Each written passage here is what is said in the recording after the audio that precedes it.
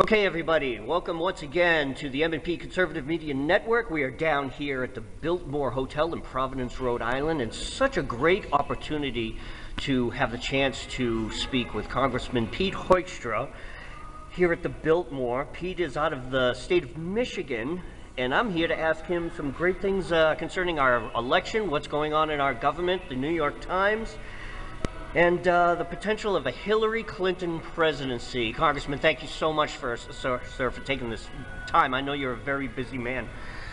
Let me ask that first question about a Hillary presidency. What would that mean for our country? Because it's going to be neck and neck between Trump and Hillary, so if it tips the other way, what would that mean for our country? Well, it basically means we'd see a continuation of the policies of the last 8 years under President Obama. If you like the economic policies, from my perspective, as having been the former chairman of the Intelligence Committee, if you like this president's foreign policy, which I don't like his domestic policy or his foreign policy, but basically you'd see a continuation of that for at least another 4 years. Hillary Clinton played a key role in this president's foreign policy. What happened in Egypt, what happened in Libya, what's happening in Syria, the rise of ISIS. So I'd be very concerned about where we'd be. One of the things that I had mentioned on my radio show many times before is, and you and I come from a different era and a different generation, we remember the dictators in the Middle East. And, you know, a lot of people got on the case of the United States of that we do business with them. But one of the things, key things I remember growing up during that time of the dictators in the Middle East, you never had to deal with this Islamic radicalism. As dictatorial as these people were, they kept their boot on the throats of these people. Now we've seen the Arab Spring, we've seen this whole attempt to democratize the Middle East. Now we've got complete mayhem over there. Go ahead, sir. Yeah, there wasn't much really of an opportunity to try to democratize the Middle East. Yeah, the dictators were removed. Saddam Hussein, Mubarak, Gaddafi, Assad, and really what the United States did in this case, we decided to ally ourselves with the radical jihadists, the Muslim Brotherhood. We did it in Egypt. We did it in Libya. We did it in Syria. And what we've seen is that the Muslim Brotherhood, the radical jihadists, you know, the folks that ultimately became ISIS, you know, they now have two caliphates. They've got a caliphate in the Iraq-Syria. And these people hate us anyway, so why would we even, why would we in our minds, especially the minds of the foreign policy makers, think that this was a good idea? What were they thinking at the time? Yeah. Who knows? Who knows? I mean, you're absolutely right. Sure. I mean, Mubarak, for 25, 30 years, Egypt. Staunch ally. Strong, stable ally. They did everything that we asked them to do as we were fighting wars in Iraq, as we were fighting a war in Afghanistan. Gaddafi. I met with this guy 3 different times from 2004 to 2009. For 8 years, he did everything we asked him to do. It was actually a great foreign policy success for 30 years. The U.S., the West, we had ostracized him, said, we're not touching you with a 10-foot pole. Politically, economically, you're out there by yourself.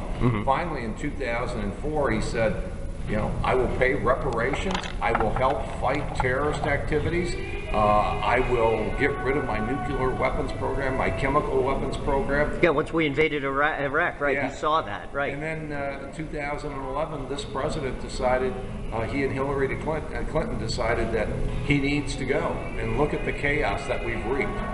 There's some conspiracy people out there that say that Gaddafi was going to start minting his own gold bullion, turn his money over to gold, and that Libya and Syria are two of the last holdouts, except for Russia, that aren't part of the IMF and the Bilderbergers and all of that. You lend any credibility to that at all? Is that, what do you think? I mean, No. You don't think so? No. I mean, they would not have, you know, they didn't have the capability, they don't have the capability of destabilizing the world monetary system or anything like this. You know, bottom line is, he helped stabilize northern Africa. There were no refugees going from northern Africa into the soft underbelly of Europe. There were no weapons flowing from Libya, no jihadists flowing from Libya into other parts of Africa, this is true, into the Middle East, and these kinds of things. It was a huge mistake. Hillary Clinton, I think her famous words, we saw, we came, he died. And yes. It was like, yeah, you got it right, but what do we have now, 3-4 years later? We've got nothing but chaos. Imagine if a Republican candidate had said that. Yes. Exactly. But I'm sure you'll see the quote over and over the next 6-9 months, because she claimed this was her big success. Right. Sean Hannity loves to ask the question on his radio show. It's like you've got it's your 10-second elevator speech. You've got 10 seconds. Name 3 things Hillary did that directly benefit the American people. And he starts the Jeopardy theme. Nobody can answer this.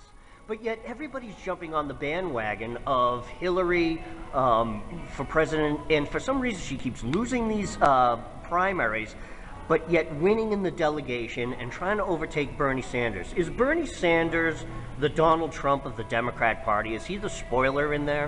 I think so in many ways. What Bernie does is he, on the Democrat And you've side, worked with Bernie.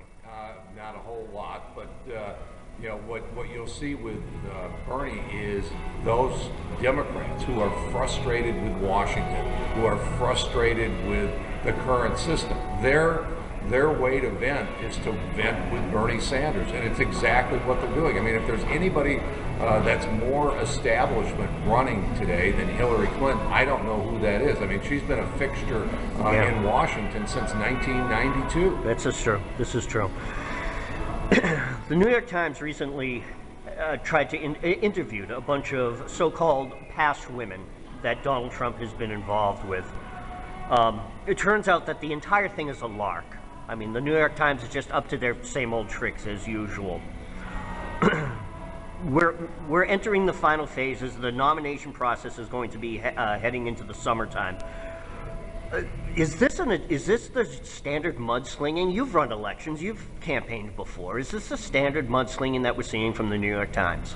Well, I think this is an unprecedented year. If you in August of 2015, if you would have said, we're going to be, number one, the Republicans are going to have their nominee before the Democrats, you would have said, no way. The Republicans have 16, 17 candidates. The Democrats have, I think they had 4 back then.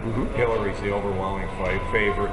Hillary's going to put, she's going to put down the dissent on the Democratic side relatively quickly. And on the Republican side, this is just going to draw out. And ultimately, it's going to be one of the governors running, Scott Walker, or John Kasich, Bobby Jindal, or a Mike Huckabee. One of those guys will be the Republican nominee. And here we are. Bernie and Hillary are still going at it. Donald Trump is the Republican nominee. And so everything is unprecedented this time. And it's because people are just fed up with Washington. They know that there's something wrong, and they've watched Washington now for 16 years do nothing about immigration, do nothing about tax reform, do nothing about the borders. And for the first time in American history, 14 years after 9/11, we've lost ground in this fight against radical jihadism. And so people are just saying, wait a minute, it's time to clean house. And whether it's Bernie Sanders or Donald Trump, all the old rules are, they're out the window. We're starting from scratch. Interesting. Why do you think that the Republican Party had such ambivalence as Donald Trump was ascending, and when he was getting closer and closer to getting to that 1237, that you saw this with the Mitt Romney, Billy Crystal from the whatever the magazine is, the establishment, the so-called established conservatives. I'm not saying established Republicans, the so-called conservatives. And I remember in 2012 when Romney, when it finally went down in November, it was Romney and Obama. A lot of Republicans sat out because Romney wasn't conservative enough. He didn't quite meet that litmus test. And of course, we know what happened in 2012. We got 4 more years of Obama. 2 questions. Why are the Republicans repeating that again with Donald Trump? And is that a distinct possibility that we repeat 2012 again?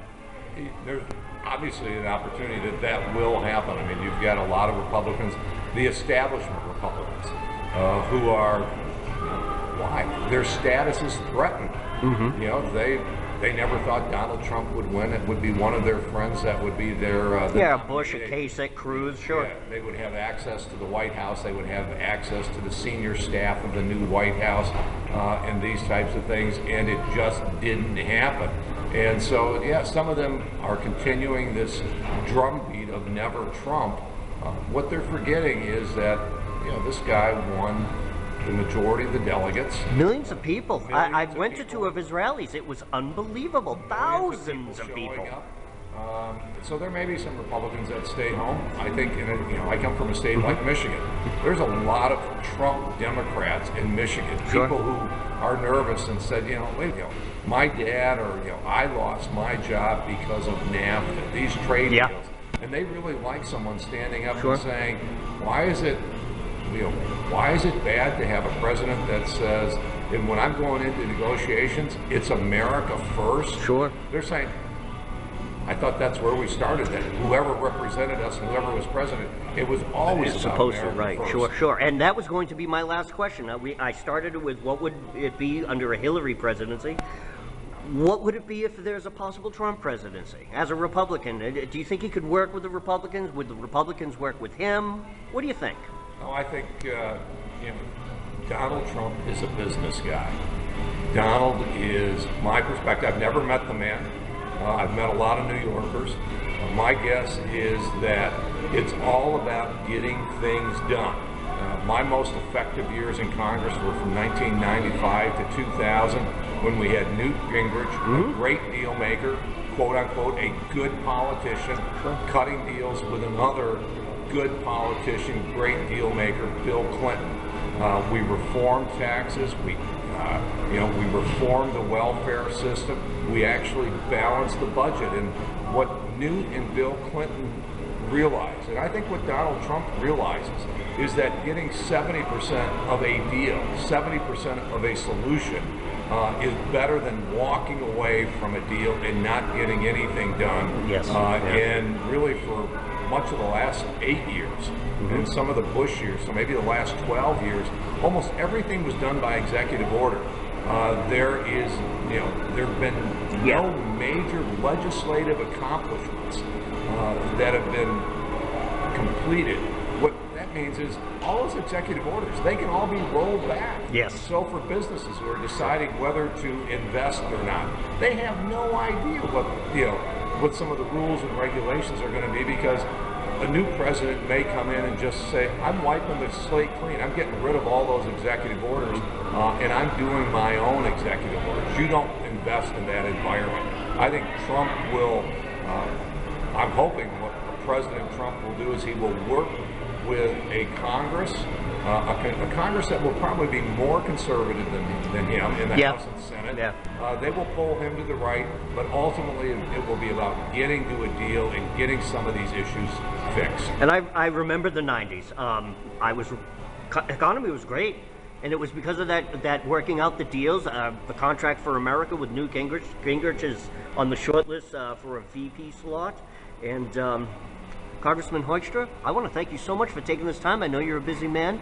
Thank you. Great Very to see good. you. Thanks Very for good. coming down. Thank you, sir. Christopher Mader, Congressman Hoekstra, the M&P Conservative Media Network at the Biltmore and Providence Road.